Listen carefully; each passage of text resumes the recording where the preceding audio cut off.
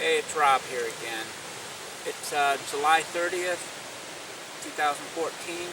As you can see, this is Lake Erie behind me. You can probably hear the waves crashing the ocean down below. But I wanted to come down here and do this video that's going to go along with the video of the mouse that I put on Facebook. The mouse that was caught in the trap. That's a very interesting video. At the end of the life of the mouse in the trap, when he took his last breath and he did his last twitch, you actually saw the spirit of the mouse come out. The spirit left the mouse. That was the controlling being of that body that was that mouse. And I think that goes along real well with some scriptures. When we talk about the kingdom of heaven, we talk about the spirit leaving the body. That body of that mouse was done. And when the spirit came out of that mouse, that spirit lives on.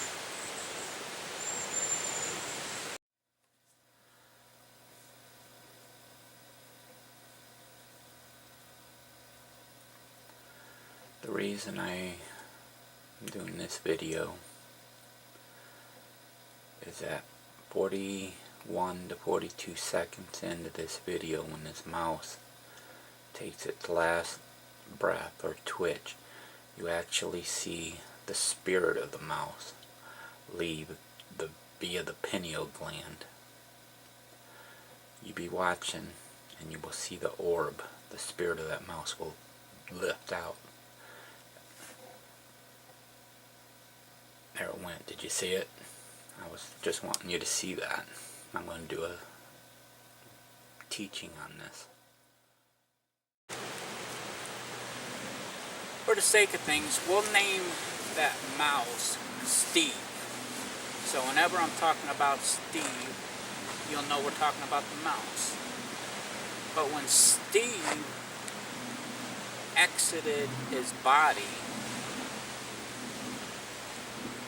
Steve went on to live, and he's gonna go find a new fetus to enter and reincarnate and live life again in another body of a mouse. So Steve will live on. But that body that got killed in that trap, it's gonna rot and decay and feed the worms. And let's say Steve was put in the tomb or buried. Steve's not going to come up out of the grave anymore, because Steve never went to the grave. Steve came out of the mouse body in the video. That's why when Jesus was crucified on the cross and he gave up the ghost, that Steve gave up the ghost. When you saw the orb, when you see the orb coming out of that mouse's head, at 41, 42 seconds into the video, Steve gave up the ghost. He came out, and the body went to the grave, and never again to come up. Job, I believe chapter 7, verse 9 says that he that goes down to the grave comes up no more. And that's just because the body goes to the grave. And when Steve came out of that body, just like Jesus gave up the ghost and came out of that physical body, when it went to the tomb, he didn't come up out of there physically, that same body. The whole thing about Jesus going to the tomb was an inner experience. The Bible is a mystical book. It's full of mythology and allegoric stories, and the crucifixion is one of them. That was a man named Jesus, and Christ was crucified in Jesus, and he raised up through Jesus. Jesus died to himself, and then he resurrected within himself. That was the 3 days in the tomb. When you seen the orb come out of the mouse. When you seen Steve come out of the mouse, you could put that body in a grave, and that same body's never going to come out of that grave. Phone's ringing. Steve's never going to come out of the grave. Therefore, when you look at the story about Jesus and the crucifixion, you got to understand the mythology in it. It's talking about an inner experience, because the kingdom of heaven is not out there somewhere. It's within. When you look at Luke chapter 17, right along verse 20, it says the kingdom comes without observation. If people are telling you they've got to hear you speak in tongues to declare you born again in the Spirit, or they've got to see you get water baptized to declare that's an outward sign of your love toward God, you need to run from them people, because Jesus himself said it comes without observation. You're not going to see it. When you start speaking in tongues and declare that's the sign that you're born again in the Spirit, that's deception. Jesus said it's not going to come with observation. So, the kingdom is within you. You don't have to look out there for it, because Jesus said the kingdom of God is within you. So when Steve left the body of the mouse, and Steve is the allegory or the metaphor that we're using for ourselves in this video, because of capturing that spirit leaving that mouse. So I'm using it as the metaphor.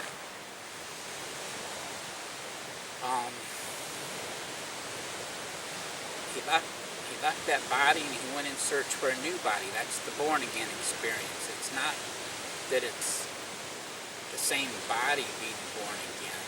It's that same person, that spirit comes out of that body and reincarnates into another body. That's what reincarnation is about. That's what Jesus was talking about when he spoke about reincarnation.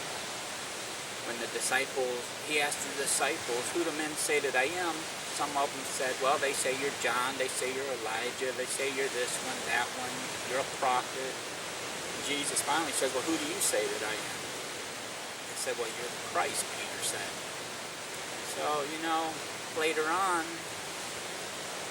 Jesus was speaking with the disciples, and they asked him, why do the scribes say Elijah must come first, before the Messiah?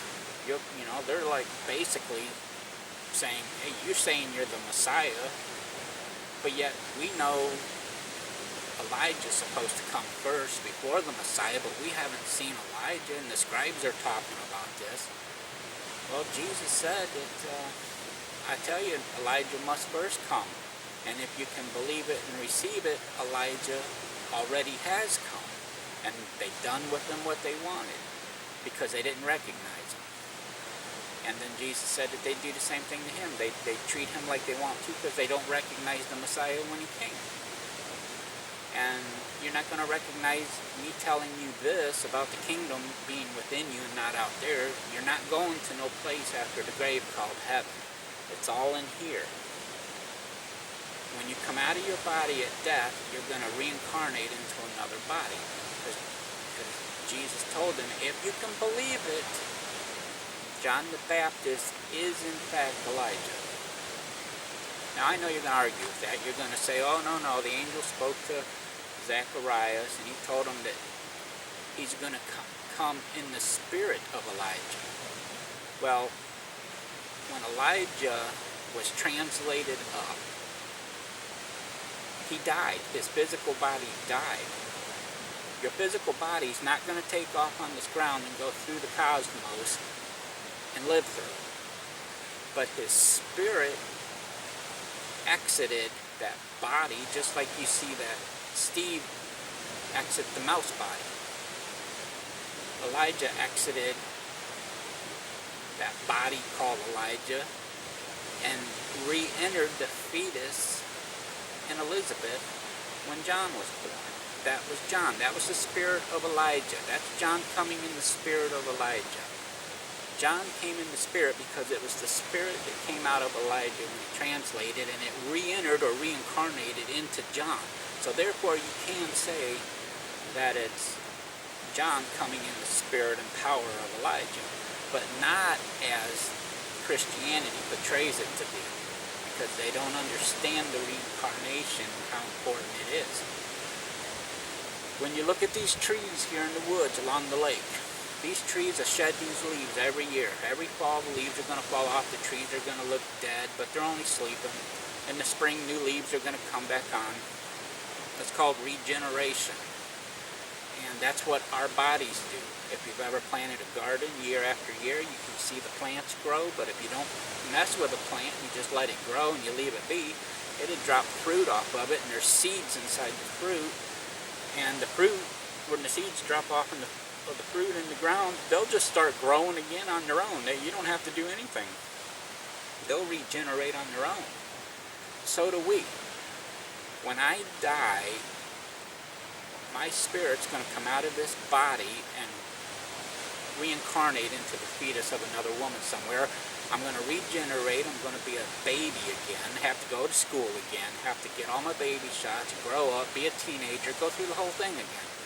This goes on and on and on for eternity. Eternity is not something you start living after the grave. We're living eternity now. It has no beginning and it has no end. And in the middle of that, you get tapped into the flow of it. So, I wanted to just touch base and show you. I'm putting the video in here of the mouse just so you can see the spirit come out of it, because that's a significant thing for us. And it shows us how the reincarnation and the rebirth process goes. Jesus had the conversation with Nicodemus about being born again. Chapter 3 of John. Jesus said, you must be born again. And Nicodemus was like, what? How can I re-enter my mother's womb as an old man? He wasn't grasping the point that Jesus was telling him he had to be born again in the physical. Christianity portrays Jesus speaking to Nicodemus as being a spiritual birth. But spiritual birth comes without observation. You're not going to see it coming. And as far as Christianity goes, there's some requirements. In the book of Romans, it says you must confess and accept Jesus as Lord, and you must believe that God raised Jesus from the dead. Those are two criteria of Christianity that's a must in order to be a Christian. Nicodemus couldn't fulfill either one of them. There was no way Nicodemus could accept Jesus as Lord, and there was no way that Nicodemus could believe that God raised Jesus from the dead, because Jesus was standing there talking to him. He hadn't been crucified yet, and he hadn't been raised from the dead yet, so Nicodemus could never comprehend that. So Jesus was talking to him about physical birth, telling him he had to be reborn again. Nicodemus was weighted down by the law and the traditions of men, and he was never going to grasp the kingdom conversation. So, Jesus said, you've got to be born again. If I can't tell you earthly things, how are you ever going to believe heavenly things? And that's the same way, it goes the same way today. Somebody like me comes along, speaks the spiritual things to you, and you don't believe it because it doesn't fit the law of Christianity or the traditions of it. So you'll have to be born again. You'll have to die. Your spirit will come out. You'll have to be born again into another body, grow up, and not be weighted down by the law and start the process over of trying to learn again. And this goes on for eternity. It doesn't matter how much knowledge you get. It doesn't matter how many times you get born again. It's going to be the repeat of regeneration forever and ever and ever. It doesn't end. Never ends. It never will. The kingdom of heaven is so close that it's right in here, and people miss it. They're blind to it because the religious rulers have you looking out there for it to be coming sometime in the future, later on. And you're missing it, that it's right here. And the mouse gives a great example of the spirit coming out of an object. Animals do have spirits, and they do have souls. And it's all done via photon. The camera picked up the orb of light, the photon particle of light, because of the photography in the camera.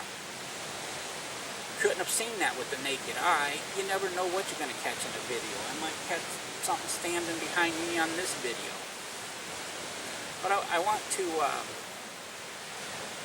end this with a story about Vicky, a friend of ours. She was driving out one time in the country, driving down Old Country Road, and she saw a deer way back along the field line. And as she looked at that deer, God spoke to her and he says, I'm not that far out there. I'm right here.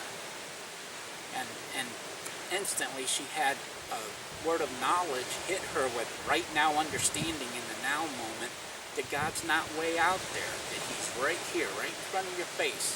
But people can't see it because he's so close, and they're blinded by the religion. And it's the same way with the kingdom. Everybody's looking for it out there somewhere that they're going to go to it later on, when it's right here in front of your face. It's right here within you where Jesus said it was.